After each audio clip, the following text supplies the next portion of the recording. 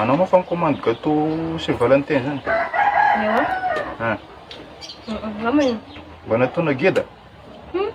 Gâteau natokana sa antsika roa. Le roa tsy zambo.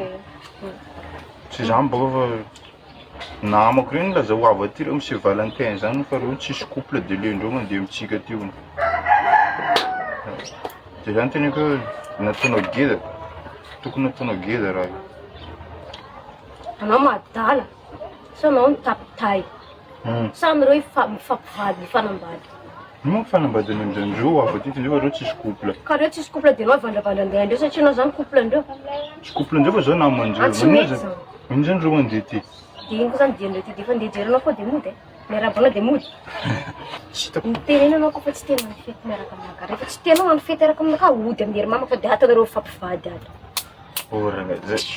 Maigny raha miteny fotsiny tsy mety zany de fa vita fa tsy. Ka ino ma mampaniriko anao koa mamoromorona zany anao endany akany fotsiny te fa reo no avy aty. Toromasy be sady olo vata be mavita mitady vola de antsika zany andeha amin'ny hanina andreo sy Valentin. Fety mifankatia zany tsy azo andesandesanana olo.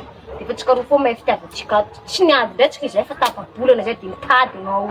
Za moa mampiady fa zaho miteny fotsiny reo boka laza ho avy aty de zany izy io e. Reo avy aty tenindreo. Rô flambanao de ndany anao mipetraka any zay mora. Rô flambanao. Hoaniko zao raika gâteau rehefa tsy inona anao. Anao antsy fety mpifankatia zany anao de andao inakanina aminay fotony. Olo zany efa fety mpifankatia zany mila hoe olo roa mpivady. Mangino fa zao mbola miresaka anao ka mbola tsy tapitra. Anao fa mivandravandra mamana. Anao diso anao. Io mampanidiko anao ndesinao fatifatina namanao ndesinao mandeha ty. Tsisy mifanaraka anao an'izaho mihitsy namanao ndesinao mandeha ty. Tsy efako zany.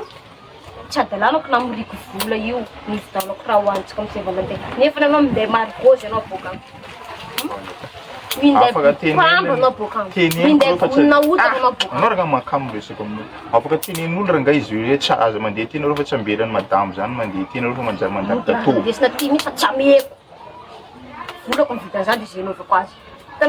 Tanao tsy amezako olona tana nividanako anazy ny komandiko anazy io hoantsika roa sotsy anao io fo alako miara-mipetraka aminao eto tokotany fa anao mipetraka akaikinao tanao mitabataba karaha ino reo aleko foana de fa trano tsy possible mihanina manao zao tsy mety aminaka laninao ma zany gâteau laniko zany afaka hipodipodanako tsikelikely efa tsy laniko nde mipoaka izy raha nama tsisy teza